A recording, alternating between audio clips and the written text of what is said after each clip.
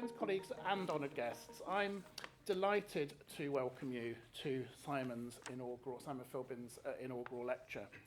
I'm Professor Warren Turner and I'm the Pro-Vice Chancellor for the Institute of Health and Social Care here at London South Bank University, and I've got the lovely job of welcoming you and to introduce the inaugural lecture for Professor Simon Philbin. But before I formally introduce Professor Philbin, a little first about the nature of the inaugural lecture. An inaugural lecture is a new professor's first opportunity to formally present to their peers and to the public to demonstrate their contribution to and the journey they've taken in their academic discipline.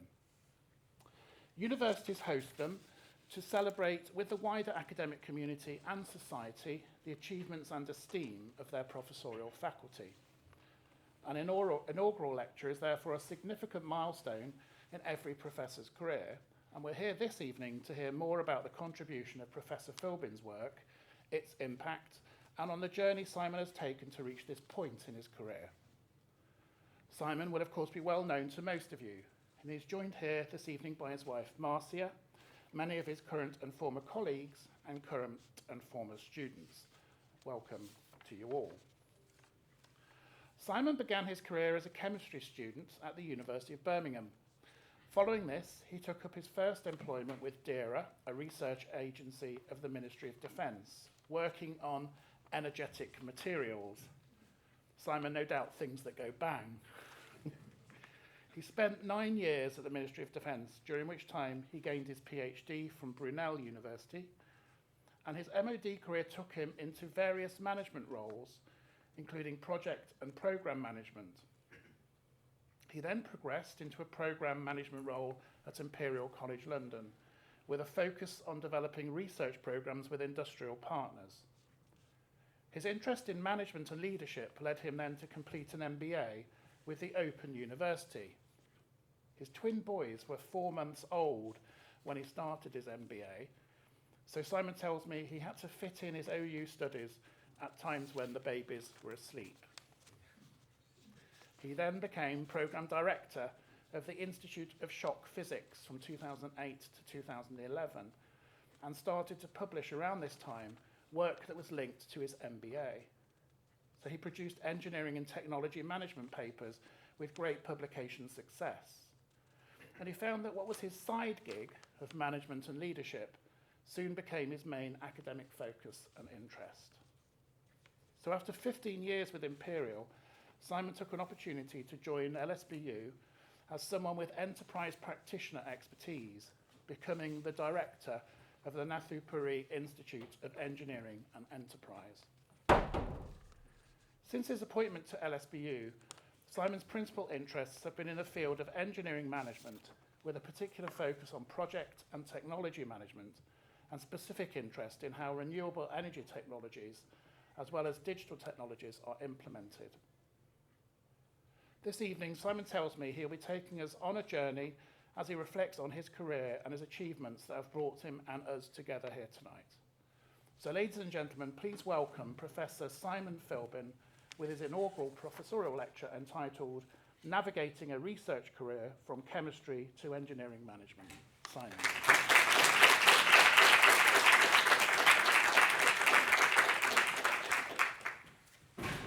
Whoops.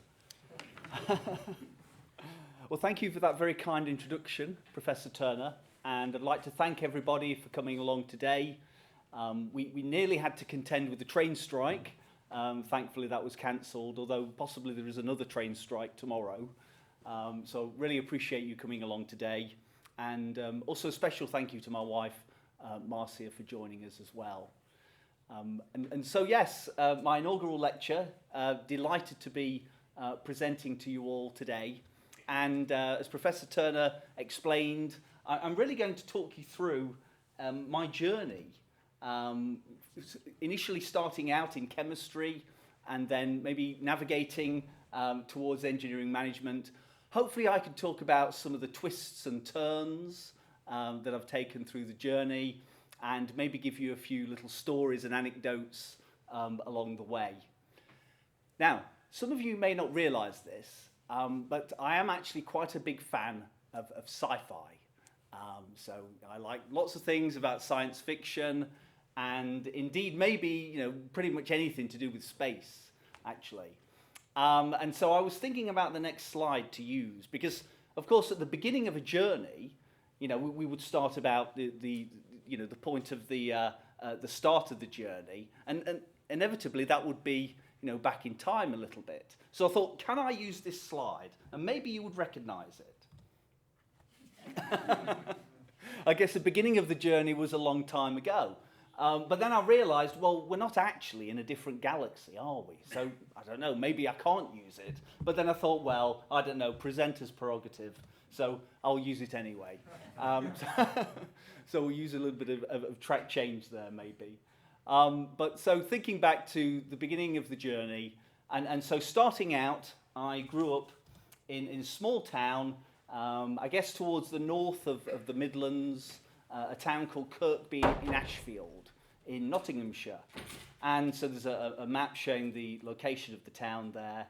And the town, I suppose, historically, the main industry was coal mines, going back a number of years. I think one of my grandfathers worked in a coal mine. I suppose most of them were closed down in the 1980s and 90s by a former prime minister. But inevitably, but nevertheless, that was a feature of the industry. I also looked to see if I could find anyone famous from Kirkby and Ashfield, and there aren't that many. But I did find out that Harold Larwood was actually born quite close to Kirkby and Ashfield, and some of you who are cricketing fans may recognise the name. Harold Larwood was a cricketer quite a long time ago, back in the 1930s. And he was famous from a series, they called it the Bodyline series, where England were playing against Australia. I think it was a TV programme as well. He was a bit controversial cricketer, but nevertheless, he was famous and from Kirkby and Ashfield. So I grew up there and I had early interests in science and maths. And growing up in a kind of a rural area, maybe, a little bit rural, I felt the draw to go to a bigger city. And Nottingham would have been the nearest city, but I thought, let's go to an even bigger city. So I went off to Birmingham to study chemistry. And in year one and year two, the degree was going pretty well, doing the normal things that you do at university, of course. But I think it was in the third year that my interest in research was really sparked. Of course, in the final year of a degree, you do the final year project. And my project was supervised by, at the time, Dr. Hert-Jan Boons, and he went on to become a professor. And it was a project focusing on the synthesis of something called muscarine, which is a biological compound present in certain types of mushrooms. And in order to prepare this compound, I had to use something called the Sharpless asymmetric dihydroxylation reaction, named after a professor, K.B. Sharpless. And essentially it was the conversion of what we call an olefin or an alkenic compound into a certain enantiomer. And this is connected with the chirality, the structure of these kind of compounds. And you had to figure out whether or not to use AD mix alpha or AD mix beta. If you chose the wrong one, you'd produce the incorrect compound. But I remember spending lots of hours trying to figure out this reaction and doing lots of thin layer chromatography. In the end, I didn't manage to prepare muscarine, but it really did give me a nice introduction to organic synthesis, chemistry, and certainly did spark my interest in science. So after Birmingham, I had the opportunity to move, I guess, a couple of 100 miles, actually, down south. And my first job was in the Ministry of Defence at a slightly strange-sounding place called Fort Halstead. And I managed to find the picture on the web there at the bottom, and my office was in a building just towards the left of that. And the buildings were maybe a little bit old and antiquated, a lot of them going back to the World War II era. But nevertheless, there was a lot of funding available to do really quite fundamental science and technology. And it was an interesting place to work as well on a personal level. I mean, it was quite a secure site. So there were, there were military police there with machine guns on the gate. So very high security. And there were dog patrols as well. I remember at one stage we got into a time when we were jogging around the site over lunchtime, and you had to be particularly careful that you didn't jog at the same time when they were exercising the dogs. Maybe it would be a good way of running fast around the site. But it was a nice place to start out. Originally it was called the DRA, and then they added an E in the middle, and it was DERA. And then towards the end of the time it was privatised into a company called Kinetic. The chemistry there was focused on this area of energetic materials, and it's for a defence application. And an example of an energetic material would be a compound like nitroglycerin, which I'm sure many of you would have heard of. Now, nitroglycerin, or NG, is actually a well-known medical product. It's a vasodilator, and it's used for improving blood flow through veins and arteries. But that wasn't my primary interest. The primary interest was as an energetic material, and it could potentially give rise to an explosion under certain conditions. And a lot of the chemistry of energetic materials is around this nitration reaction. It's basically adding the NO2 group to an organic compound. In the case of nitroglycerine, actually the NO2 is connected to an oxygen atom, and that's a nitrate ester. But there are other examples. We could see one there, which is the nitration of benzene with nitric and sulfuric acid to produce mononitrobenzene. And indeed, you could further nitrate to dinitro or trinitro, or even trinitrotoluene, which you may have heard of, TNT. So the research was about trying to develop new forms of energetic material, as well as improving the existing methods to prepare these kind of compounds. We also had a focus on environmentally friendly chemistry, and maybe we might have called it sustainable chemistry, but I don't think many people used the sustainable word back in the kind of mid-1990s. But one of the issues with using this mixed acid approach of nitric and sulfuric acid is you end up with a lot of waste material, aqueous waste, so lots of water with organic compounds. So we thought, could we use a different nitrating agent, something called N2O5, or dinitrogen pentoxide, which is an ionic salt. And then we could do the nitration in an organic compound called dichloromethane. Now, dichloromethane does have its own issues, but you would potentially avoid these large aqueous streams. And the approach that we investigated was first to add a silicon group or a silyl group to the organic compound. And then essentially we would nitrate with the N2O5 and the DCM, and we would produce the nitrate ester and cleave off the silyl part. And we managed to do this with a range of different compounds. And we also investigated some ring systems. This is an oxetane here, and I remember I was working on the preparation of one called 3,3-bis nitrato-methyloxetane, which was that four-membered ring.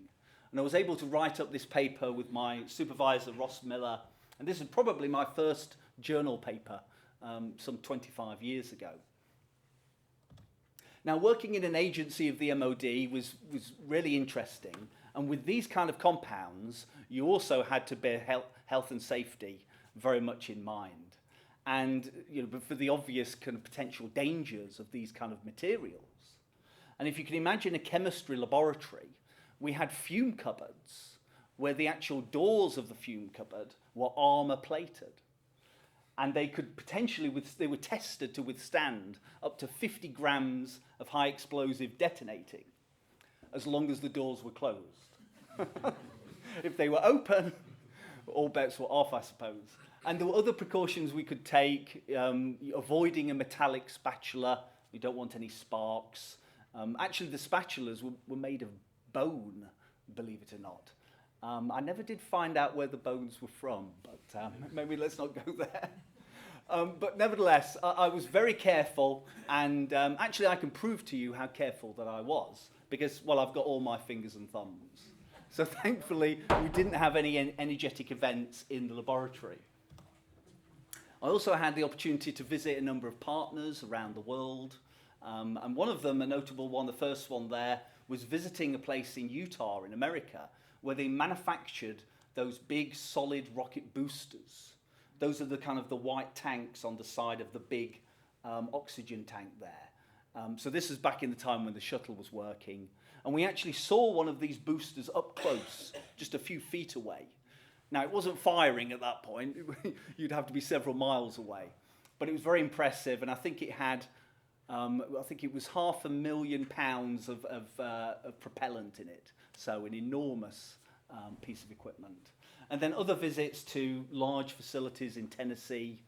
And I also had the opportunity to be involved in collaborations with the governments of Sweden, Germany and Switzerland. So really nice opportunity to collaborate with scientists around the world, really. During this period, I also had the opportunity to do a part-time PhD with Brunel University. So all the research was done at this place called Fort Halstead in Kent, but I was registered at Brunel. And as before, a lot of it was on this process, this reaction of nitration. And I was using some different kind of reagents. One of them was called nitronium tetrafluoroborate, which was a little bit hazardous. And then also a mixed acid system. And one of them was where we used pure nitric acid. So we would actually distill the nitric acid. So it was 100% pure nitric.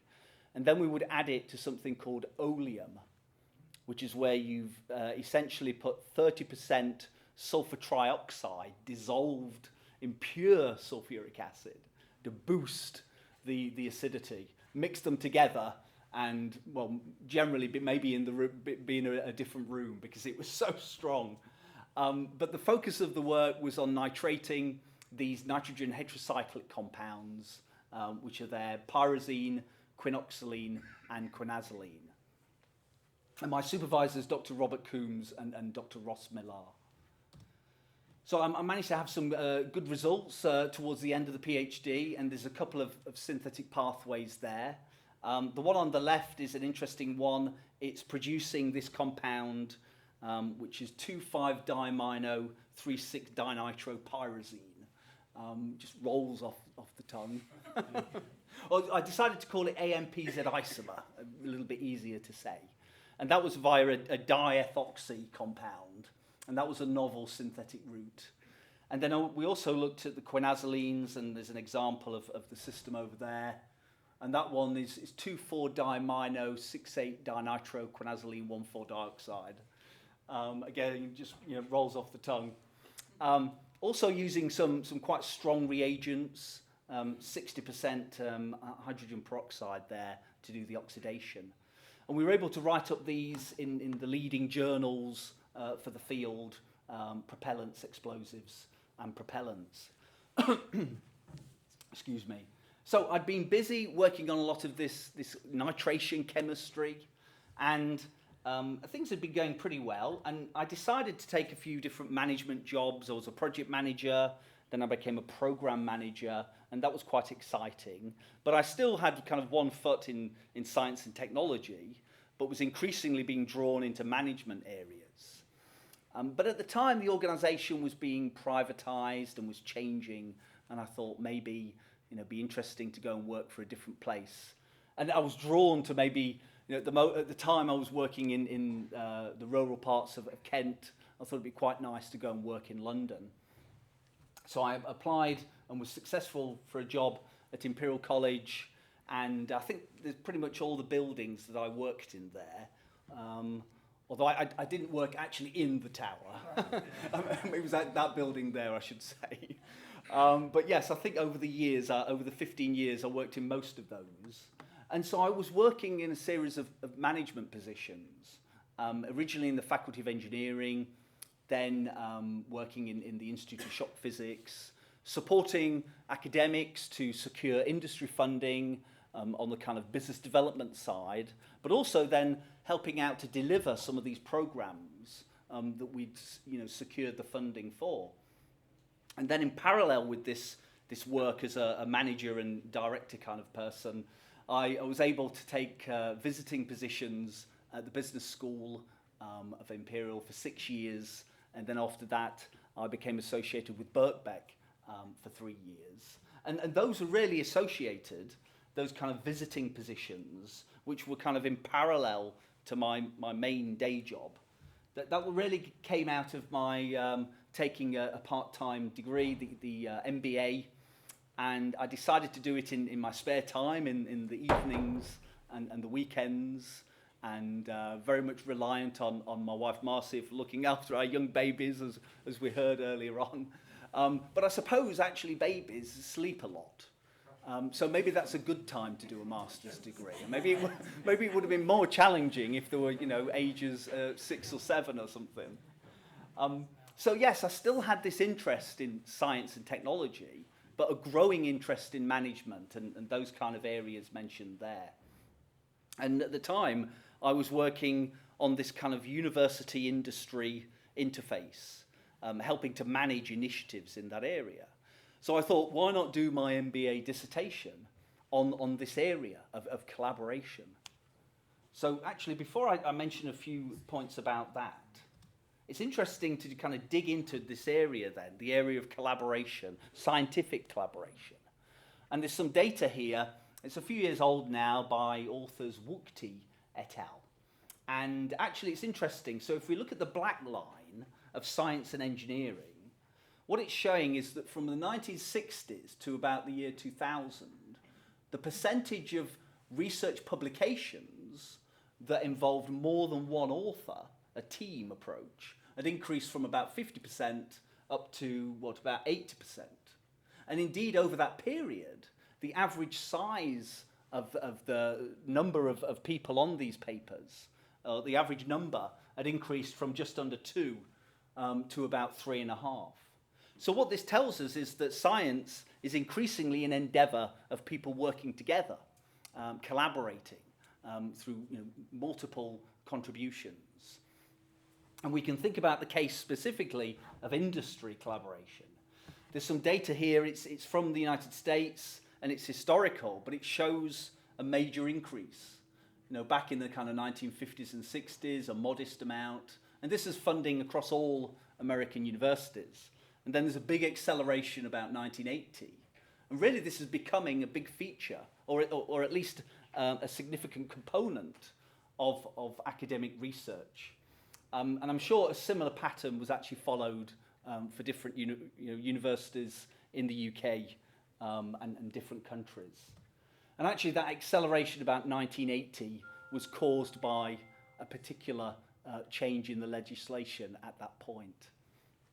So this area was certainly growing in its kind of as an element of research funding. But there are also quite a few challenges with these kind of collaborations. I mean, you've still got the technical challenge. You've got to work with a company from the university perspective, delivering according to a schedule, to cost and quality. In terms of commercial, there may be disagreements over the allocation of something called intellectual property rights, or IPR. And we could also think about the kind of people dimension. So you're now managing across an organizational boundary, and you might be bringing people together from different disciplines. So there are challenges here. And I thought to myself in my MBA project, I would like to do a study of this, really to address this research question. How can we improve our understanding of the process of this university-industry research collaboration? How the university and the company work together. So I designed an interview, a series of questions, and I went off and interviewed 32 people. So I suppose I had about 32 hours worth of data that I had to kind of sift through and consider the responses from practitioners and experts, what they thought about how to go about setting up these collaborations. This is a summary of the main findings. grouped into different areas, and there's some literature references as well. But what I found is that a lot of people, they wanted some guidance in terms of an overall process that they could adopt, so they would know what stages to go through to set up these collaborations. I also found that, yes, the technical dimension is important, of course, but we need to think about having a business case there. And there's also something called social capital, which is a need to build up the trust between the people involved in the collaboration. And then you actually need someone to kind of drive it forward, someone I called the collaboration agent. And I was able to kind of bring all this together and publish it in a journal. So this would be my first journal paper in the kind of innovation area. And it's depicted in that diagram there, an overall scheme that you can use when developing these collaborations. And the actual paper includes detailed guidance, and it goes through a whole series of tools and techniques that you can use as you progress through those stages and the kind of areas to consider in terms of the different boxes. So that was a piece of work I did as part of my MBA dissertation. And then I suppose also we could think about some of the other areas I was looking at the time, maybe a twist and turn of the road. And having worked in project and program management for many years, had this interest in projects. And I started to look into the literature and think about some cases and examples. And I started to consider the complexity of projects. And so we're changing gear now, off from innovation, thinking about projects and project management. And I started to think about some examples of projects that encountered major problems. There's a famous NHS IT system project. I think it was the most expensive project failure civilian IT project in the world. It cost more than £12 billion and still didn't deliver all the electronic health records at the time. We could also think about some other examples. The Sydney Opera House, a very famous building. Now, it was, of course, we might think it's a great success, but actually as a project, maybe it was a failure. It was delivered 10 years late and cost 100 million Australian dollars, back when 100 million was a lot, I suppose. And then Heathrow Terminal 5 was delivered on budget, but there was this big issue with lost bags. And apparently there were cases of people, there were situations of staff turning up and actually getting lost in the building because they'd not received the training. And so there were difficulties in setting up and launching the building. And we could think about common issues here, maybe a potentially lack of project and technical planning, possibly a cascade effect of smaller issues compounding together. And we could think about that maybe there was a lack of an overall view of the project over an extended time frame. And when we think about an overall broader view, we can think about systems thinking and an area called systems engineering. So I thought to myself, what if we could apply systems engineering as a way to kind of help manage this complexity? And I'm not entirely sure why, but I decided to do a second or kind of MBA research project, even though I only needed to do one. Maybe I was just passionate to find out things. And so I designed and commissioned a survey of industrial companies in the UK, sent it out, different industrial sectors. And it was all about to try and find out their viewpoints on what are the issues to tackle in terms of managing these complex engineering projects. And in particular, focusing on this area of systems engineering.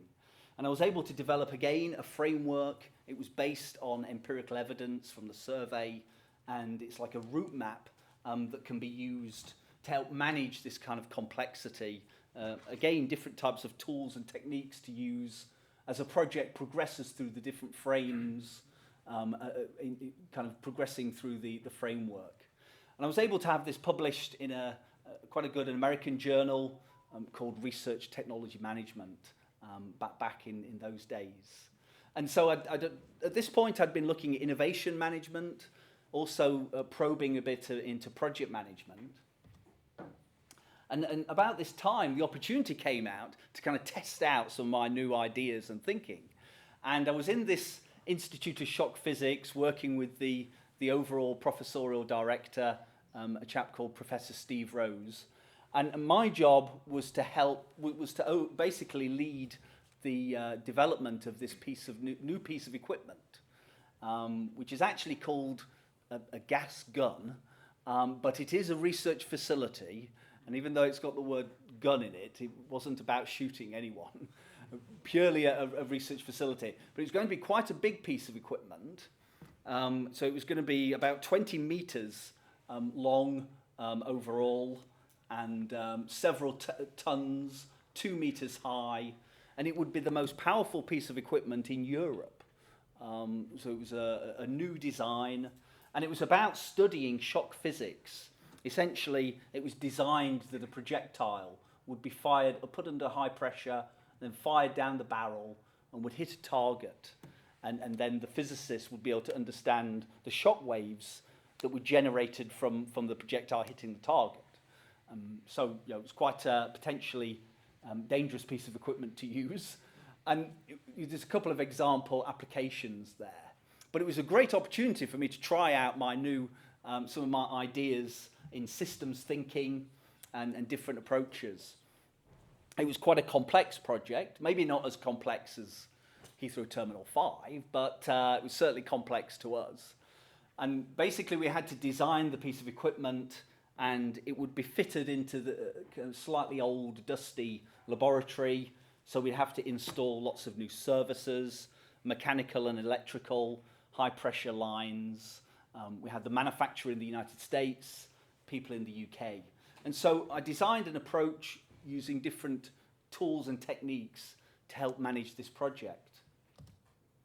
One of those approaches is something called FMEA, Failure Modes and Effects Analysis. It's an engineering tool for managing risk. Basically, the idea is you generate a systems architecture, and then for each part of the system, you run the FMEA, which is a way of considering how the system could potentially fail, what would be the cause of the failure, and then you essentially design into the system the mitigation of that failure. So you're kind of building out the potential failure modes. So for this piece of equipment, that was a really useful approach to adopt to make sure that we were on top of the safety side of it. The equipment was manufactured over in America. You can see the kind of size of it there. And a team of us went out to America when it was for the actual testing. It was in Ohio, and it was actually fired, and we were in the room.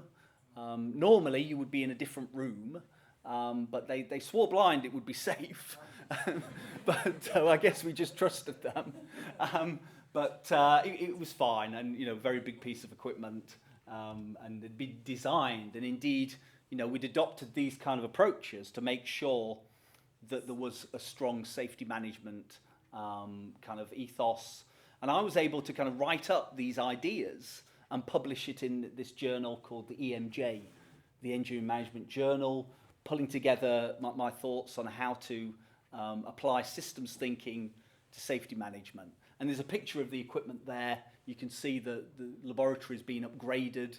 It's certainly been painted, but it's got all those services in there as well. And then it could be used for all those different shock physics experiments. About this time, I also became involved with this organization called ASCM, or the American Society of Engineering Management. And I received, just out of the blue, an invitation to go to a conference in New York, a place called West Point Military Academy. And I thought, well, that sounds a really interesting place to go. And I like this area of engineering management. So I started going to the conferences, and I've been going to them, every one, for the last 15 years, although there were a couple of virtual ones. And did go to the one in Tampa last month. And after a few years, I had the opportunity to become an officer of the society. And then they asked me, would you like to run for the election of the presidency? And so I decided to throw my hat in the ring, and was able to be appointed as the president of ASEM. And there's a picture of me there. That's the president's address at the end of the banquet. The conference in Philadelphia, there's a board of directors there. And so it was a great opportunity to be involved and to provide leadership for a society and to do lots of really interesting things. There was one time I was on a business trip to Abu Dhabi, which was interesting, and I guess somebody's got to do it. But, but at the time, ASEM had a lot of people that were receiving certificates in Abu Dhabi. And they roped me in with a few hours' notice to officiate at an awards ceremony. And I find myself, I had to give a speech actually as well, at this impromptu awards ceremony, which was interesting, but I guess I got away with it. And I'm also impressed that I've managed to coordinate the tie as well, 3 years apart, where we need more diversity in my tie collection. But I'm not got it here, have I? So working with ASEM and leading the society has been great. And then more recently, I've extended my role with them, and I've become a co-editor alongside Dr. Smith and Cross of the journal associated with ASEM, which is the Engineering Management Journal, the one that I published the paper all about that system safety model all the way back in 2010. And this is a four-year appointment as the co-editor of this journal. So I have an ongoing link there. A different part of the world, but actually working with ASEM also exposed me to the Chinese Academy of Engineering, which is the premier engineering academy for China.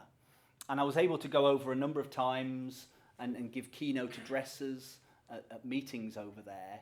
And that was one time, that was back in Jinan. I was riding on it was a hydrogen fuel cell powered bus with mobile 5G, which was quite impressive. And they also interviewed me as well. And there's a clip somewhere on the web of Chinese daily TV as I'm traveling around Jinan being interviewed about their bus, which is interesting. But it wasn't always hard work and the occasional days off. And this was a few of us going around the Summer Palace, a really nice historical place outside of Beijing. So that was wonderful to be involved with the Chinese Academy. I managed to pick up a few awards along the way. It was really nice. I remember the first one I received. It was a Best Paper Award out of, I think, about 200 papers. And I pretty much nearly fell off my chair when they read out the name of my paper. I thought, is that really me? But I mean, I don't think as an academic you necessarily, always think about these things, but they're certainly very nice when you are, when you do receive them as recognition from your peers. And so, being involved with ASEM and these kind of areas for a number of years. But let's go back to the twists and the turns of the road, and just have one eye on my watch as well in terms of time. So I'd been doing a number of different things there, and I guess, where are we now? Yes, 15 years has gone by, and I'd been doing this kind of work in the margins almost of my day job, and I'd thought, could I turn the academic stuff I was doing in the margins into the main part of my job? And I knew it had to be a special job, and I saw one that came up, and it was to join LSBU to head up this team called the Natu Puri Institute. And it's all about basically trying to build areas like project management, innovation, enterprise, to integrate those into engineering and research, and teaching. And so we don't want to dilute down a solid engineering base, but we think about how can we build on that with access to a broader set of skills in terms of project management, understanding innovation. It was set up through a donation originally from an alumnus, Professor Natu Puri, who's an industrialist. And the original founder is Professor Raul Bamidamari, who now works for the Puri Foundation. And we have an ongoing connection with Professor Bamidamari to update him on our work. We've had a focus on promoting our work quite early on. When I joined LSBU, we were able to deliver a symposium that was embedded in the congress held at the Institution of Civil Engineers, That was quite nice. I've got that red tie on again, I think. My favourite tie. But I haven't got it on there. No, I'm a bit more laid back there. But of course, the pandemic came along and lots of virtual working. The webinars were all the rage back then. Maybe they still are. And there was an event that we put on. There's the team there, myself, along with Thomas, Parvan, Paul, and Sunita. I think it was about 2 hours long. And we had people from around the world. And it was a little window into our research that we were doing at the time. And being into LSBU, I needed to think about how can I can I develop an overall strategy for describing my different research areas? And I have to admit to being in quite a few different areas, but maybe I could describe them in terms of this diagram. Excuse me. So engineering management is my umbrella discipline, and I would really group them into 3 areas. And the first I've called value optimization. That sounds good.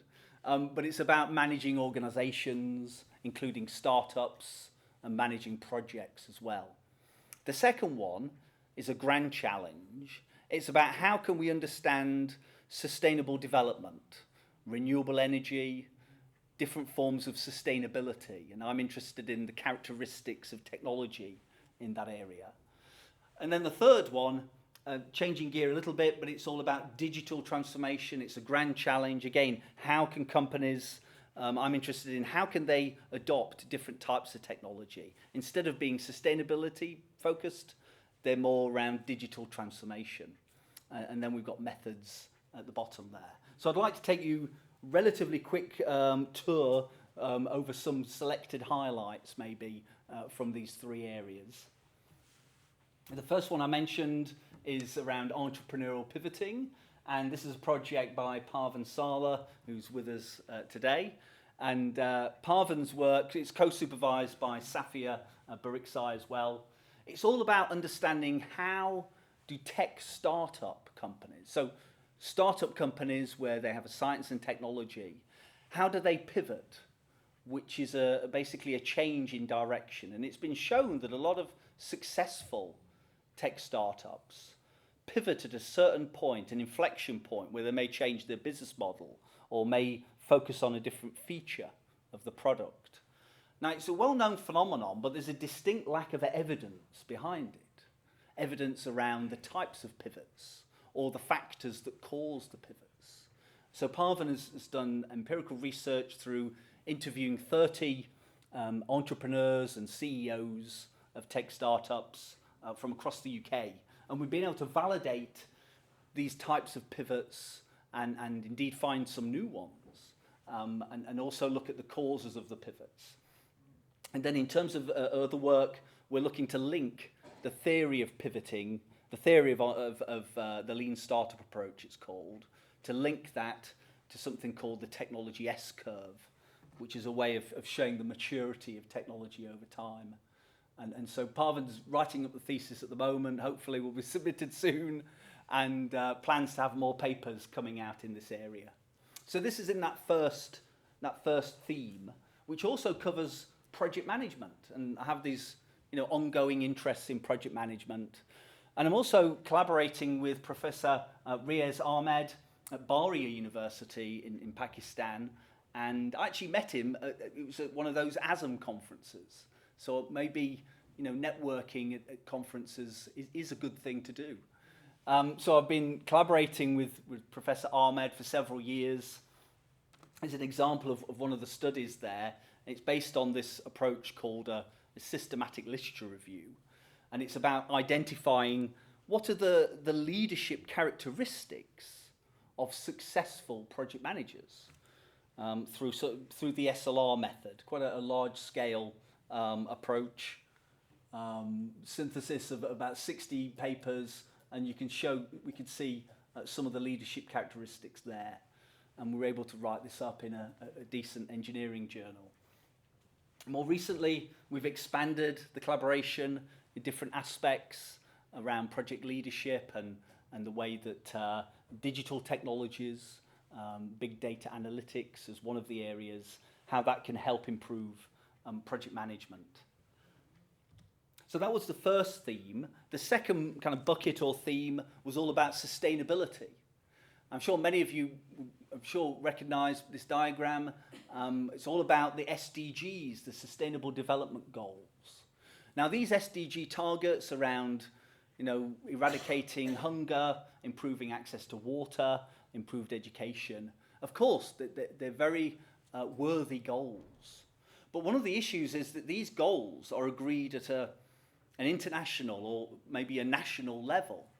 And the challenge is, how do we translate them down to a real world implementation, maybe at the organizational or the project level? One area we can consider is the case of infrastructure. And so I suppose this data was from before the pandemic, but there's massive levels of investment into infrastructure. And this report was saying, up to $94 trillion by the year 2040. So with all that investment in infrastructure, which tends to be through projects, the question is, can we measure the impact of infrastructure projects on sustainability? Can we measure SDG performance of infrastructure projects?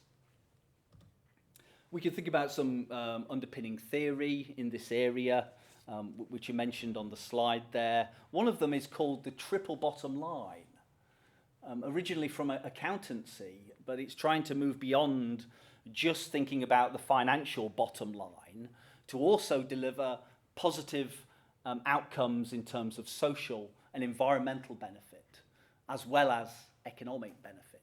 That would be sustainable development. So this is doctoral research by former PhD student Paul Mansell, who's now graduated with his PhD. We're able to assemble a series of these propositions, and they're linked back to the underpinning theory. Paul was then able to do the empirical research, a large-scale survey of 325 engineers, and then detailed interviews with 40 chief executives and leaders from the built environment. Generated a lot of quantitative data, just examples here, really not going to dwell on it, but for example, data on what are the opportunities for measuring sustainability and where are some of the main challenges. So there's lots of data generated, including qualitative data. So a survey, you can generate lots of quantitative, but we had interviews, and a particular approach was adopted where you generate a nodal structure with nodes, subnodes, and then you collect and analyze data in order to substantiate the component theories according to the nodal structure. And so that was lots of qualitative data there. Bringing it all together, Paul was really busy with the papers. I think we had about 6 or 7 journal papers in total and another 7 conference papers, so very prolific. And there's an example of an overall process map that can be used by people working in the built environment to help them measure sustainability through considering the different stages and different components. And this was research co-supervised by Dr. Constantinou from UCL and also Prof. Bamidamari. We also had the opportunity to write this up as an impact case study for the REF exercise, the Research Excellence Framework. And so this was the case study work that Paul had done with the Environment Agency and Thames Tideway. And it's all about trying to gather evidence of how the research has an impact. And so we see some good evidence from the Environment Agency reporting how the research would be used to help them structure and consider the sustainability of their portfolio of over £5 billion worth of projects. And so that makes, for good evidence for this kind of case study. So we're still in that middle theme of sustainability. A few more slides on the sustainability angle to come. And one of the other areas I've been able to develop is a collaboration with a university in China. It's called Chang'an University with Professor Jingxiao Zhang, along with a number of other collaborators from many different countries.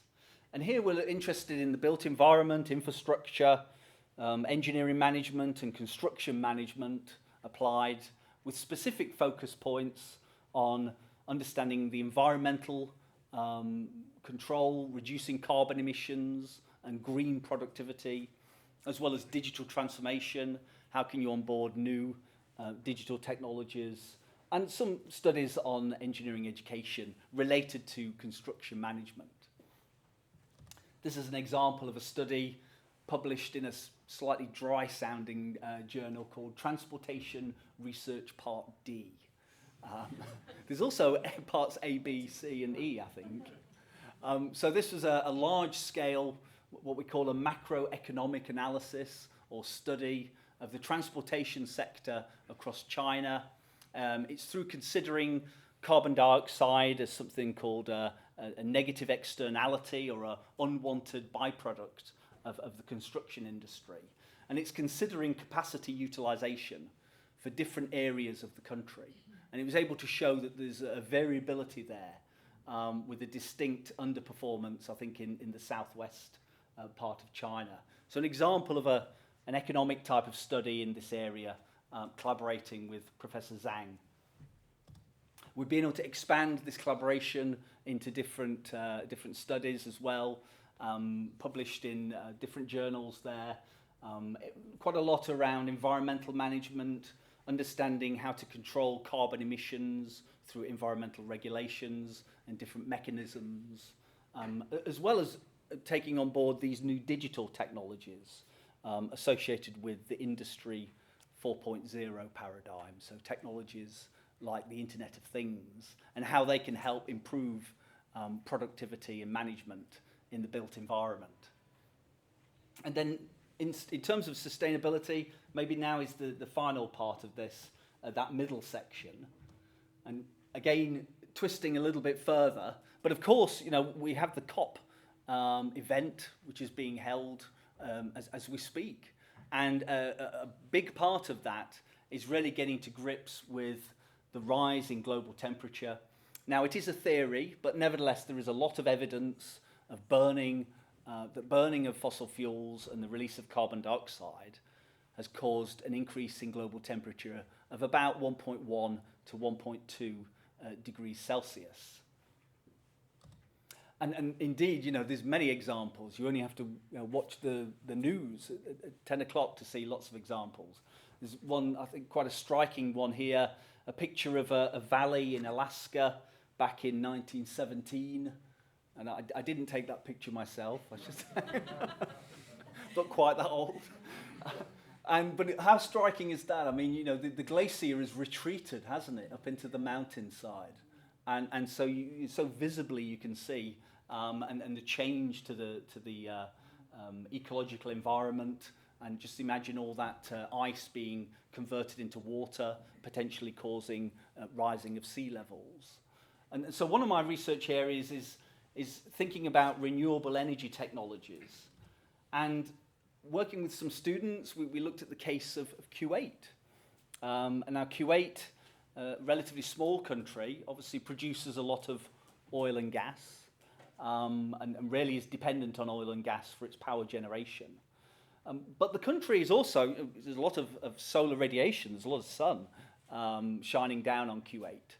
So there's really good potential for adoption of renewable energy technologies. So working with some MSc students about 18 months ago, we did some studies using a particular approach called TEA, or the Techno-Economic Analysis, to look at renewable energy adoption in Kuwait. And the idea is that you essentially calculate the engineering specifications for implementing renewable energy within a given case or a given geography. And then you can work in a structured way to calculate what the economic conditions would be.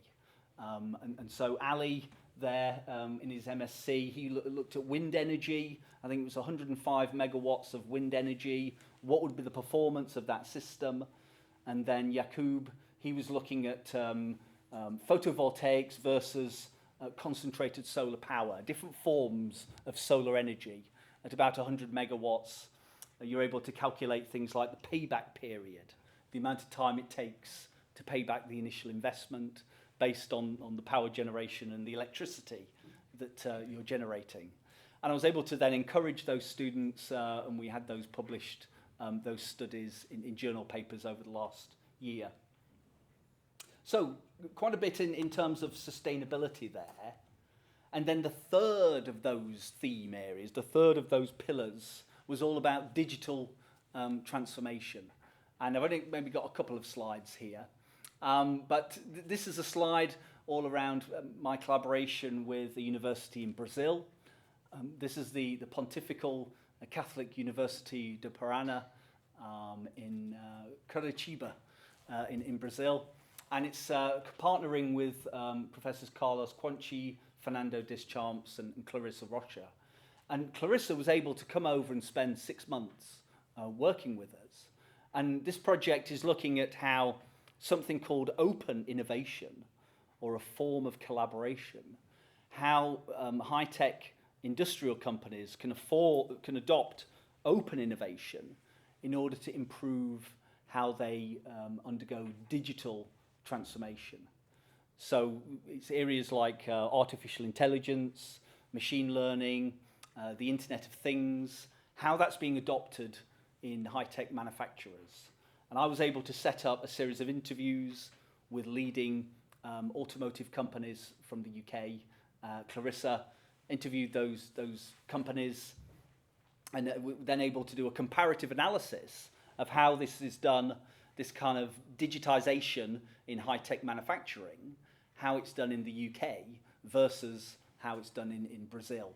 And this example of the kind of qualitative, and that, far too small for you to really see the small writing there, but kind of qualitative data that's generated, and there's an overall kind of process model that can guide companies to go through this process.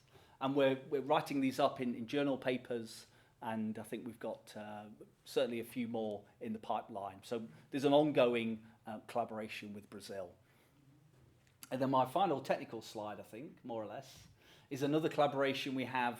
This time we're moving around the world rapidly, so not South America, but now down in South Africa. And this is a project funded by the Royal Academy of Engineering as part of the Newton Fund programme. And it's a collaboration with the University of Johannesburg, Professor Arnesh Telukduri. And this time we're not looking at high-tech manufacturers. We're thinking about the case of small and medium-sized enterprises. So small companies located in the Johannesburg area, actually in the food and beverage area. These would be companies which would have a lot of challenges in terms of taking on board, you know, these kind of emerging state-of-the-art technologies. They've got barriers to introduce technology. And so we're conducting some work to do a systematic analysis of all the factors to consider, what are the options that you can use, and ultimately trying to develop a technology platform, an actual digital tool that these companies can use to help them progress in the kind of digital journey. And so we have some papers coming out already.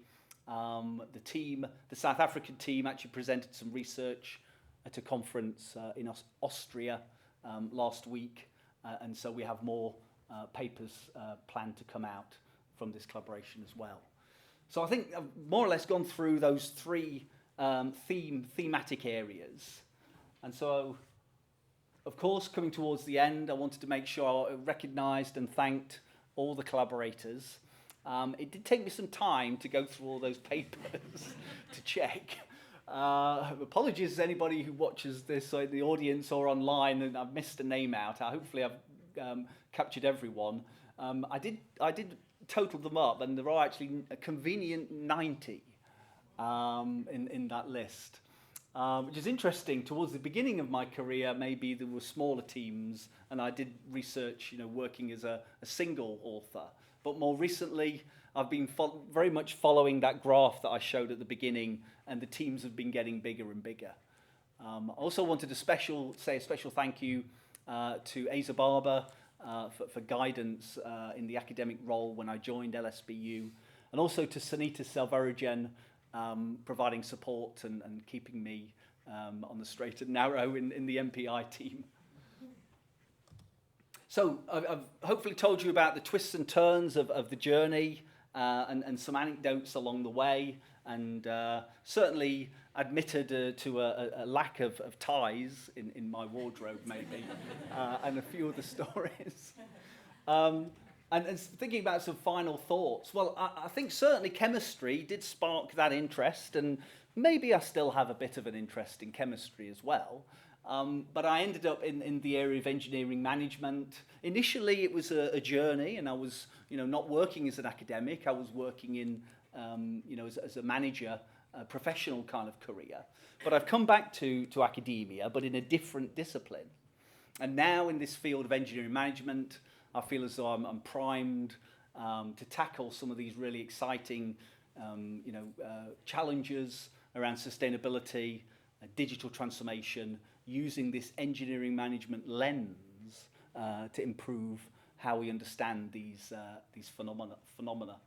Now, of course, research, it's very exciting, but it's connecting with people, absolutely. It's meeting all the people along the way through the journey that's made it exciting, whether it's in the American Society, in the Chinese Academy, or indeed the places that I've worked, including LSBU.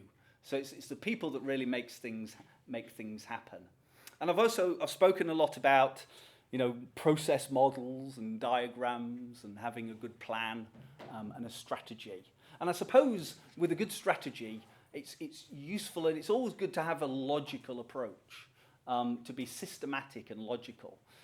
But certainly you don't want to be too constrained, and I think it's worth seizing those opportunities, as they arise. So let's just think about the logical aspect, and there is a reason I'm dwelling on this.